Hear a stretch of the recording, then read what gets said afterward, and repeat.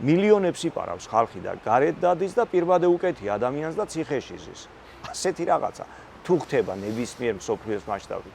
და ასევე სოციალური პროტესტები, სურები არის ესეთი, ჰესის მშენებლობას აპროტესტებენ და მანამდე ყოფილა საირმის პროტესტის მონაწილეებში იქ რაღაც რამოდენიმე დააკავეს. ჭიათურა პირველი არ არის, მაგრამ სამწუხარო ის არის, რომ ამაზე რო გველაპარაკებოდნენ ადრე, ჩვენთვის ეს წარმოუდგენელი იყო. რო გველაპარაკებოდნენ ჩვენნაირი ადამიანები, რომ ეხლა ესე ხდება, ესე გააკეთეს და შეიძლება თქვენც ასე მოგიდეთ. რას ამბობთ ეგ როგორ შეიძლება რომ მოხდეს? თუნდაც ამ რეორგანიზაციის კანონის მიღება და კიდე ბევრი რაღაცა ისეთი კანონები, რომლებიც პირდაპირ შეგვეხო ჩვენ.